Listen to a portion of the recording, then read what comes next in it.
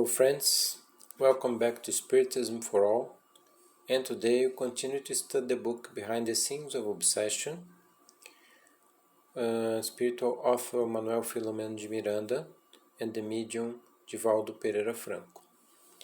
The chapter is Reencounter with the Past, second part, and today we will finish this chapter.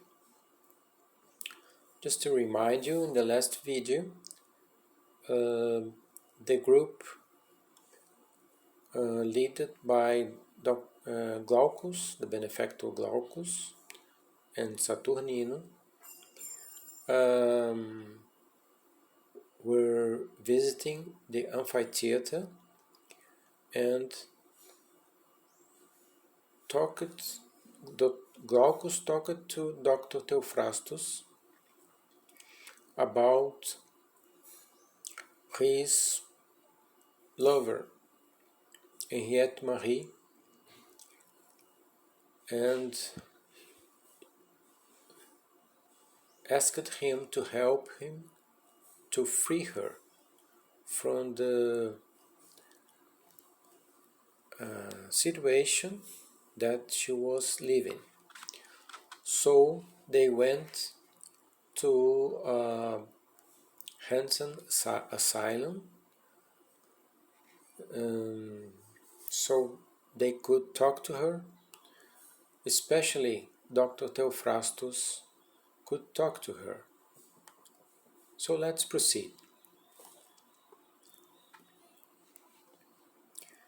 As Anna Maria awakened to the past, her spiritual form registered the signs of the tragedies that befell her through time, presenting herself considerably changed, aged, with the marks of discarnation and the characteristics of the old personality. Is she my Henriette Marie? Roared the Magus. It can't be her. So beautiful and pure, the shadow of a woman must be some vixen to confuse me. The painful interrogation resounded in the air, when the unfortunate entity replied, "And who are you? Why do you offend me?" "I, if you are Henriette Marie, I am the one who has always loved you. I am Theophrastus, whom the inquisitorial fire did not consume, nor could put to death the love I always had for you." Evoking through the anxiety of words the love of the past and the discarnation imposed by the ignorance practiced by Church in the past, the head of the evil organization was shaken by violent and convulsive weeping, in which the floodgates of the soul, long closed, seemed to explode in a burst, giving way to the contained flow in a voluminous stream. Awakening very slowly, Anna Maria presented herself, sadly naked by the reality of past acts, resembling a ghost of pain in which all afflictions were ruined at once. The perispirit crudely marked by infected wounds that denoted the attacks suffered over the course of centuries, without the hands of love or redemption, having managed to work over her cell's organization or to modify the structure of her vibratory tone, which made her very unhappy, caused compassion. The despairing lover, forgetful of himself, contemplated those transformations taking place before our eyes. He, who was used to far more refined scenes, in which he was a deft manipulator of the forces that lie unconscious in the innermost departments of the human spirit, without hiding the amazement that possessed him. The youthful form presented by the girl, persecuted in spirit, took an anguished expression, and as if she had been awakened by the centers of her most intimate and painful memories, she exploded. "Oh, merciful God, have mercy on me. Why do I suffer so much, my Father? Pity, pity." She showed a look of unforgettable suffering, and looking at us asked, "Who are you demons that persecute me relentlessly, or angels that come to save me? Pity, pity. I can't stand suffering anymore. Theophrastus, my friend, why did death so cruelly separated us? Where are you, and why have you forgotten me? I rushed back to the world of the dead so long ago, looking for you, and because I died, I could never find you." The tone of regret and self-recrimination hurt all sensibilities.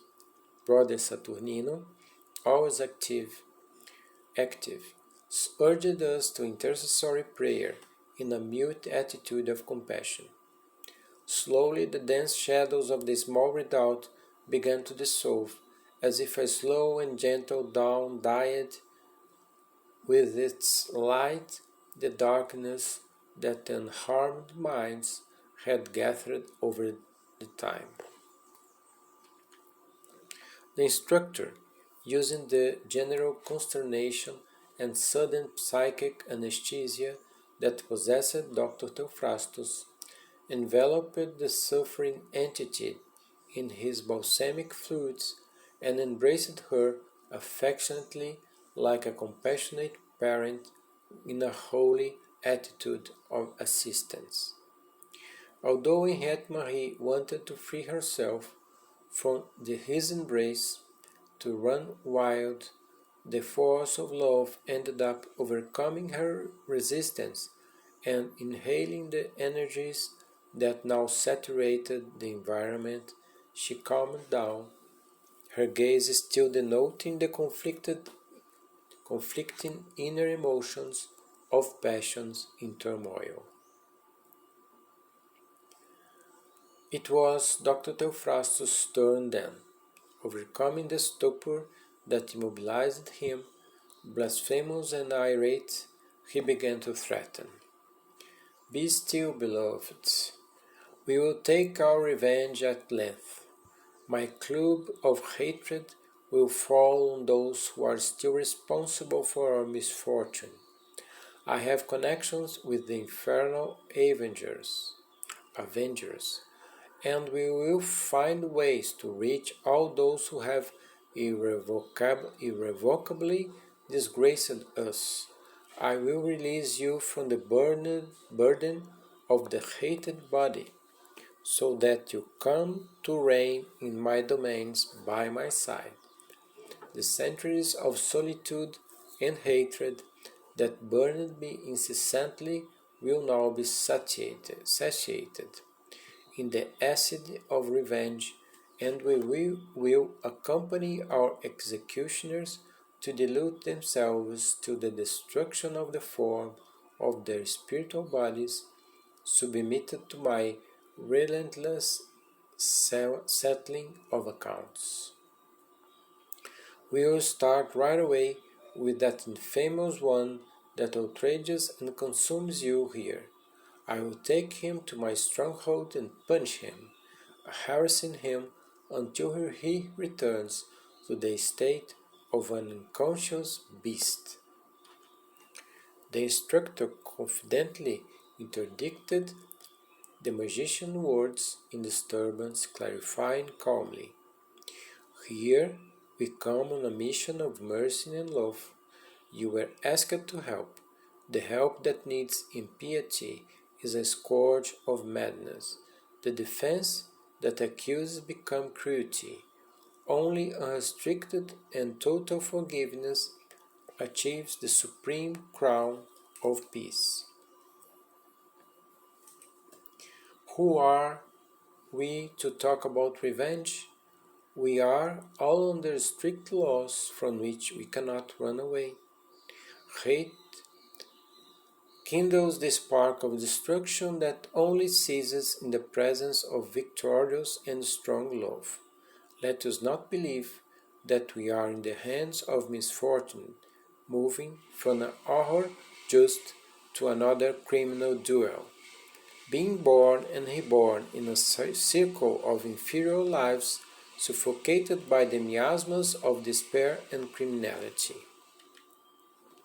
There is no reason to let madness possess reason and crush it, and let the feeling be dominated by the sensations of the beast that still resides in all of us, waiting for the moment to reveal itself relentlessly.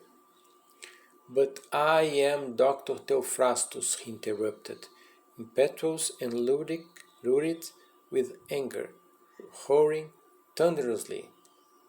Yes, you are our brother, who is now experiencing the pain, the same one that you delighted in inflicting, retorted the mentor. This is one of the moments in which the so-called return shock performs its task. You do not ignore, through the knowledge of the laws of force in physics, that resistance is directly related to the movement produced by the impulse given to the thrown object. Every action, for this very reason, produces reactions that succeed and advance, clashing with the laws of divine wisdom, and then returning to the one who produces them. Violence, therefore, only achieves destruction, and as nothing is annihilated, the harvest of hatred is always acid and bitter rain. No, I can't stand to see her in this state, he interjected, congested. Am I not entitled to this woman that life has denied me from the first moments?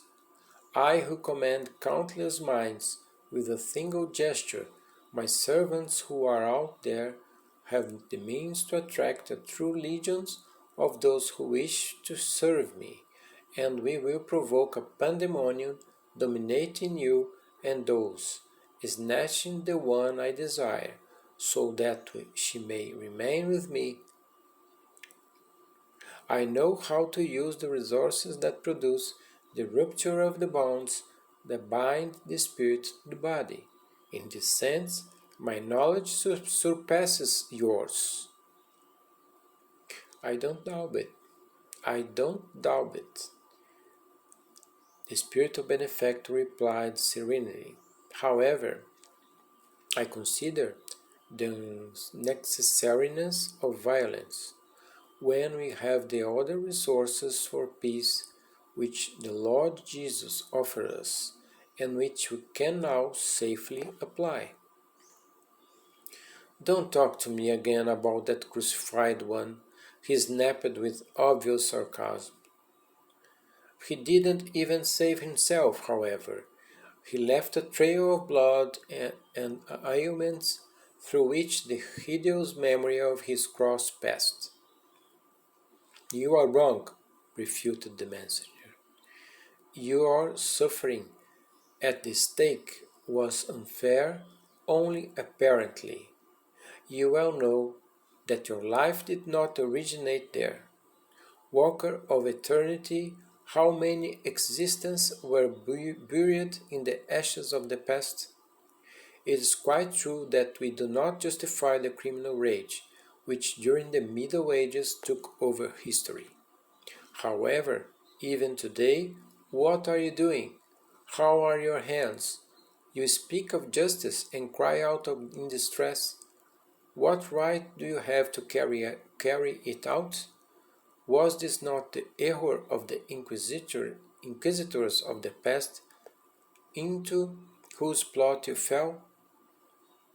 You suffered, yes, a nefarious atrocity, but not undue justice. If you were humble and if you welcomed love, you would have set yourself free, and today you would be completely free. However, you converted the opportunity into a burden of horror and madness. You believed in the power of the force, always transitory, because only the force of love is perennial, which you still disdain. The Master himself, even persecuted and condemned, taught forgiveness instead of retaliation, compassion in the face of the offender, mercy in relation to the rebel, and charity in every circumstance. And he offered himself, he who is the exalted solar king, director of our destinations. Recognize your own weakness and stop, in order to listen the information that you still ignore. You haven't heard Henriette Marie yet. Brother Glaucus' happy and timely concepts, and the deft way in which he had turned the subject to the sufferer's problems, had the desired effect on the stunned avenger. Tell us, he hurried almost pleadingly. Tell us what happened to you. I looked for you so much. When the flames stopped burning my meat tied to the wood in the Mercado Velho square in Juan. The hatred that consumed me did not allow me, however, the serenity of locating you. I was attracted by the companions of my disgrace and joined the ranks of the avengers. Henriette Marie, who made an understandable effort to keep up with all the events of the commitments that were taking place at the moment, searching her mind in a broken, breathless voice, asked, "Oh, you are then the love that they robbed from me, later robbing me of myself? See what has become of me. Behold me. It's unfortunately impossible to start over. I got lost in the mastodon of suicide that still makes me insides twist, with no opportunity to repair the gesture ever. I'm doomed to hell." "But there's no hell," replied the speaker. "The demons are us, and one of the many existing hells I govern it. Calm down and go on." The unhappy entity, moved and sore, continued, "I have begged God, even in my body, to grant me peace, and I didn't know, in the moments when I find myself recluse in this flesh, that my peace would come from finding you and feeling you by my side again. Help me, if you love me, to get out of the stormy labyrinth in which I have been living. Only your love will give me relief. Help me, tell. You don't know how much I've been crying." My tears turned to molten steel that trickled from my lacerated eyes, endlessly bruising my face. Hearing her, Dr. Theophrastus approached and, on his knees, overcome by a desperate emotion, wounded like a cornered animal, he told her,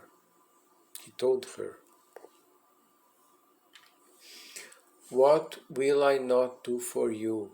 I, who since I lost you, have become a crackling flame that does not consume itself in the mastodon of despair itself. Here I am, don't suffer any more, be patient." Henriette Marie looked at him then with a look of supreme anguish, through which large tears rolled incessantly, attended by the beneficial fluids of Brother Glaucus, whose chest looked like a shining star in changing, and the diaphanous light which enveloped the suffering one, who was panting as if wishing to take advantage of the moment that was unique to her to pour the gall held in her heart explained. So many centuries have passed, and it seems to me that everything happened just yesterday. When they informed me that you had been condemned by the Inquisition to the bread of pain and the water of agony, I understood that you would pass to the infamous justice that ruled, arbitrarily walking to the campfire. I tried to see you, but I never managed to. I couldn't tell you about the love that raged in my soul, and the dreams of good fortune that I had cherished to enjoy at your side. When your torture in the public square and your death were announced to me, I took refuge in the shadows of the convent, seeking to forget and abandon everything. The imagination of your torments, my beloved, tormented me, robbing me of my peace for a long time, and driving me to madness in a long-term process. But I didn't run away from the cruel fate, which relentlessly pursued us. You do not know, perhaps, that the infamous one who presided over the process in which you were involved did so by felony. I only found out later. He himself told me at the confessional, when he wanted to steal my honor and take possession of me, that I had seemed to him an easy prey to the whims of a wanton man, making me a servant of his passions.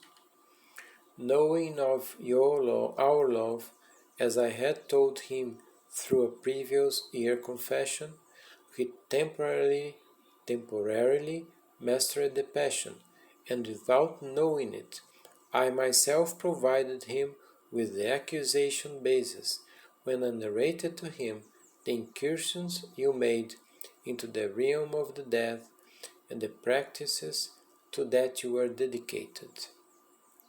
I asked the nefarious traitor for advice, and he did everything to get you out of my way, believing, wolf that he was, in the possibility of devouring the sheep. A deep sigh escaped her lips, as if all her senses, tense for a long time, relaxed now, were ripping apart. Eager to be freed from the horrible memories, she continued, believing in the spurious faith that he thought and claimed to live. I listened to all his justifications, letting me believe that despite losing your life, you would enter the kingdom of good thanks to the intervention of the liturgical acts post-mortem, which he was ready to celebrate in your soul's intention. The sad autumn of tragedy had not passed, and he told me of his furious passion for me, telling me that I was the person responsible for all the misfortune that had led him to murder you in the name of faith and religion. The death hatred that seized me was superior to anything you can imagine.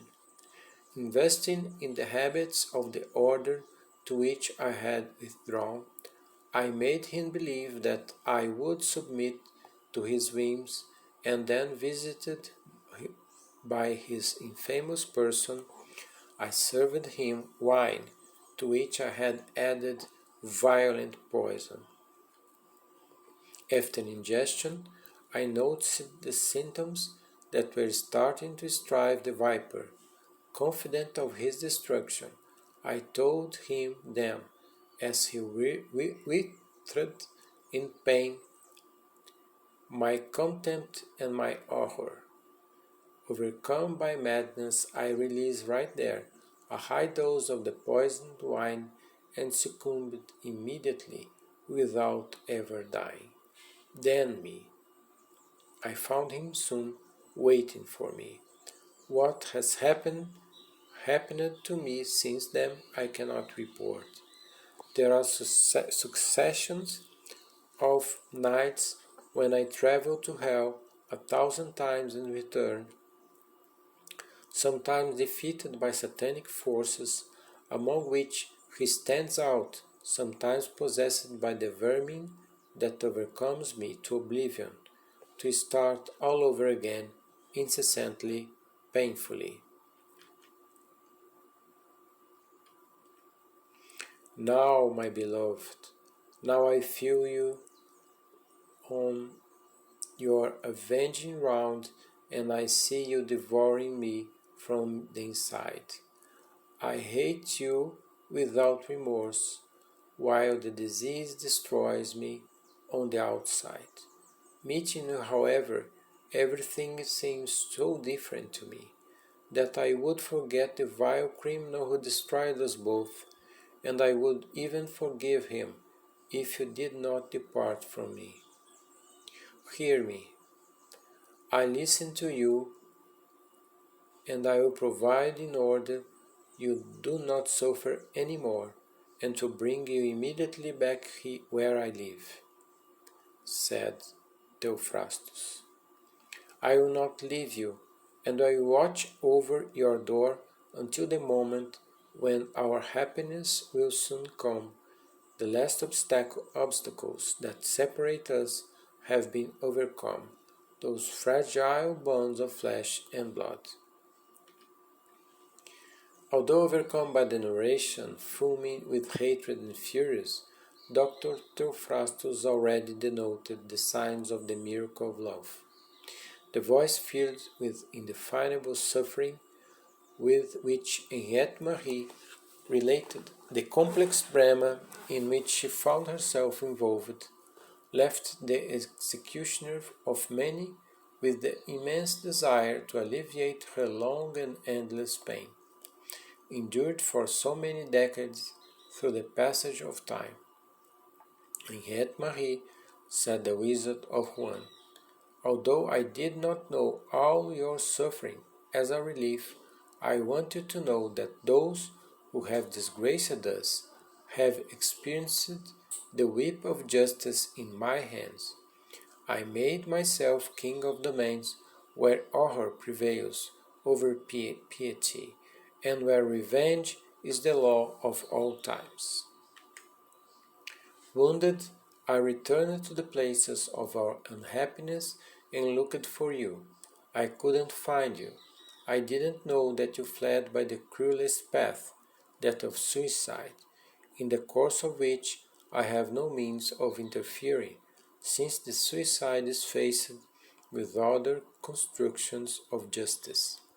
My hand reached the bishop of, the name is not provided here by the author, and his other minions, but far, however, I was supposed to assume that your confessor was the cause of everything, the morbid criminal who disguised himself with the sandals of humility to hide the criminal who he always was. We will look for him, however. You tell me where he is, and we'll both do our justice. At that moment, Brother Glaucus, interfering in the dialogue of the two spirits who were reunited after such a long separation, explained, do not forget that only love can solve the problem of hate. You come dragging yourself along the path of time, descending to the lower animality consumed by despair. When will you stop? When will you stop? The fall has no lower plateau. One can always go lower. Also the plateau of redemption. One can always ascend towards life until immortal glorification. Forget those who macerated you and consider the opportunity of love that you now face. It is true that the links of the body separate you. For those who love, however, There is no truly separation. Intervening, Dr. Theophrastus lashed out. There is no way to accept impositions of love. For all happiness, only the destruction of enemies. You are wrong, replied the instructor. There is no destruction or annihilation of lives or spirits. Any attempt in this direction will only lengthen your martyrdom indefinitely and will separate you both. And your mad assumption about Anna Maria's discarnation is nothing but a naive belief which you cherish without careful and logical examination. We are not the architects of life, so therefore we do not have the right, nor can we interfere in this course, which obeys the superior planning that escapes you. Hear me. The executioner whom you hate is also your victim. Unhappy, he waits for an opportunity to forgiveness, to also forgive. The incessantly sucked gall despairs him, and overcome by his own insanity, he has long since lost the faculty of discernment. A slave to hate, he is a victim of his own, having made himself a gear of sorrow due to his own free will. To hurt him more is ending madness. He no longer suffers. He lost the faculty of experiencing pain. He obeys the mechanical impulses of the time-consuming conditioning he has joined. To help him is to help you. To help him with piety means to set you free. Although he was ready for a verbal duel, Dr. Theophrastus denoted fatigue, and his reunion with Henriette Marie had somehow managed to hurt him, giving him new ideas about the divine laws. Brother Glaucus, at that moment, adorned with lights like a venerable figure resurrected in the dawn of immortality, taking the two beings as if the father of both had been, said, "We will meet other times. Perspectives for tomorrow open up to us. Now a momentary separation is imposed on us. Anna Maria must resume the duties of compensation to which she is bound, and you, my friend, need to think. Time will be your adviser.